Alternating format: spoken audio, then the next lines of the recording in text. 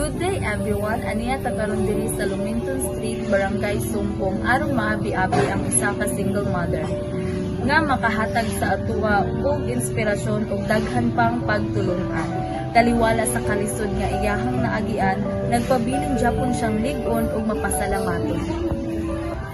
Ako di ay si Rosan Anilipo, taga Ibanggay, Lantapan Bukidnon, and nagtrabaho sa Kapi sa Bukid. Nadi ko'y anak, duha, 9 years old and 4 years old. Usually na akong ginabuhat everyday. Pag mata na ako, there naman ako gastay. Pag mata na ako, mabakod, siyempre. Ngayon, maligo. Kung kailangan maligo, and then pag human is kung ako'y time maglimpyo-limpyo, makalimpyo, or dahil manawag ko sa kong anak, mangusto ko sa ila or kumusta na ba sila. And then, magkuha na yun, mag-prepare na para sa duty.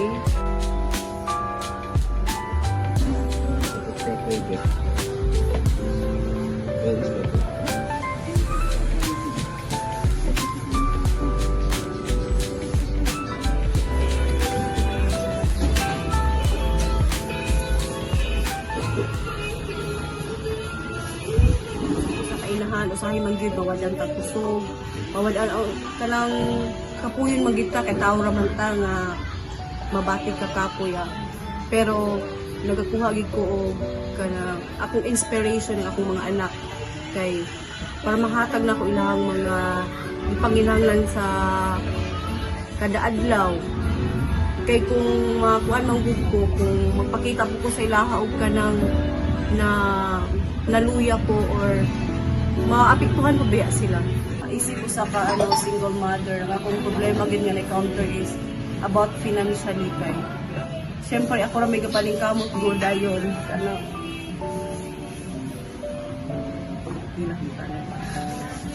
dayon kanang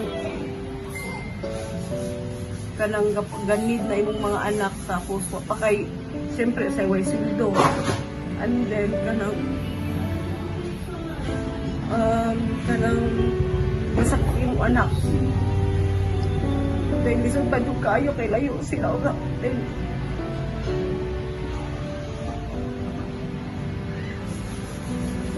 layo sila sa imong hali, di mo sila maatiman. Dahil kanang gusto ni mo nga ikaw mismo mo atiman, pero di po pwede kailangan kang trabaho para masuportahin mo sila.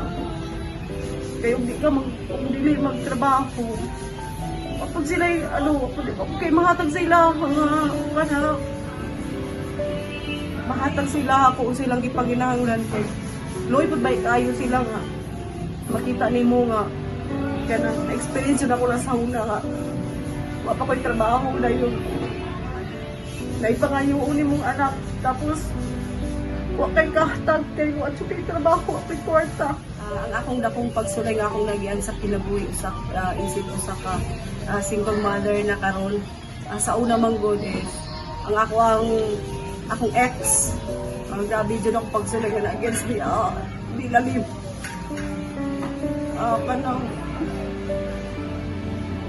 naka-experience ko sa una nga way pa niya hapon unya ang pinakasakit pagin na part is kanang dinibitaw sa kabalo mangitag pamaagi. Nagpuyo ni sa una man good dito sa ilang lugar sa Pagadiya, and then kana bitang siyempre wa pa mong kaila kay bago pa mi dito dayon kanang dili siya kabalo mangitag pamagi nga unsa to dapat unsa mang amin mangitag bugas nga ingon nakaw ay matulog na lang gud ta dapat itis time sa una nga kanang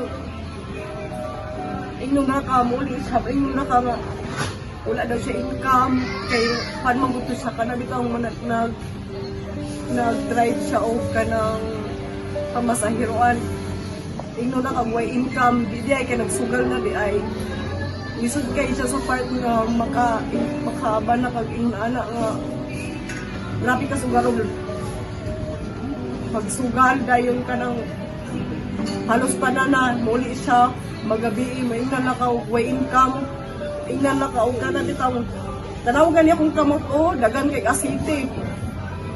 Pero di ay, yara ditong ikonkuan sa kadina ang iyahang kamot, pag ingnon nga nadaot iyang motor, pero wala di, nagsugal di siya.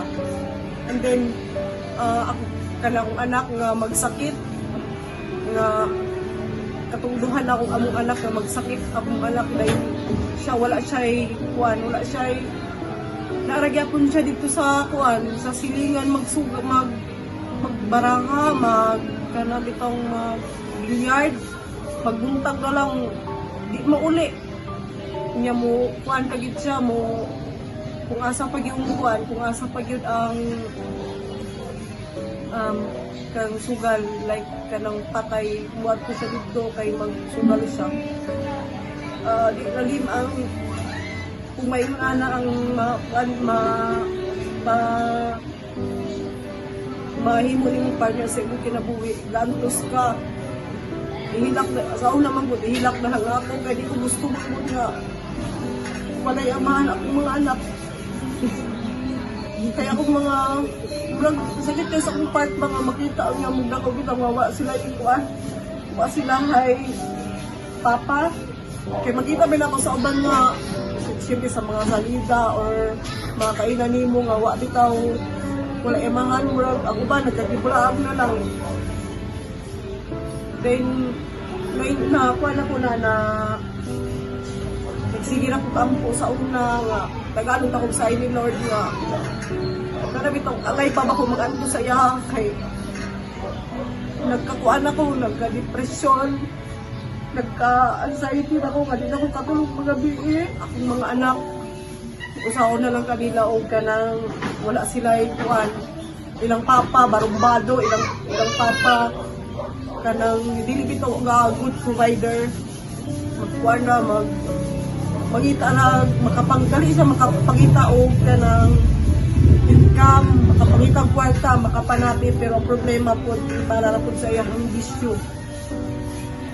Dahil sige ako ampo sa una, sige ako kuan. Sige ako gampo ko nga. Kanang ito tagal ko sa ni Lord nga, makakuan ako kanang nga nagiwi bitaw nga para makamata ko ba. Para makuha na ako. Muna ito, pag-abot sa point nga, murag, di ka itong nilakaw na siya, di ko ano din mo, kanang dito lang dito na decision nga, di na po makikuan sa iyang hamaki. Kasi murag mo na po ito yung sign sa Ginoo nga, kailangan na gid ko kailangan na ko kuan na gid sa iyang hamubula. Then, ako muna po, nakaingon ako nga, daga magaling po din ako nga mga anak, nga wife papa. Dayon pagka muna ko nag-decide din ko nga muli na lang ko diri sa Bukidnon. Pag uli na ko diri sa kuan sa Bukidnon, nakita na kong trabaho. Pag nako na po kong pasalamat nga nakakita na kong trabaho sa ano na po sa kailan. Ang akong message or istorya sa tanan ng mga single mother nga para sama sa ako mangita lang po din, mangita taog ka ng partner nga kana bitong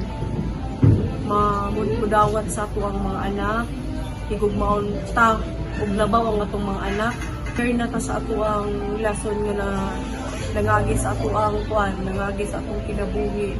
Kay dili lalim nga kita nga dili lalim nga magpatol na punta. Kini yung gita ko itong laki nga kana bitong kanang ilabtaan kondisyon na yung dakong pangandoy isip ko sa kainahan nga pahuman gina ko akong mga anak sa eskwela. Bahalag magkinaunsa, pahuman na akong eskwela. Siyempre, makapalit ko yuta, makabalay dahil ko. Siyempre, kung lubos-lubosin nato, kanang dako na gina balay. So sa atong mga nandun karon, hinaot nga adun na kamoy nakuha nga mga pagtulunan ug inspirasyon. So dili babag ang pagka single mother aron mo surrender sa kinabuhi. Daghang salamat.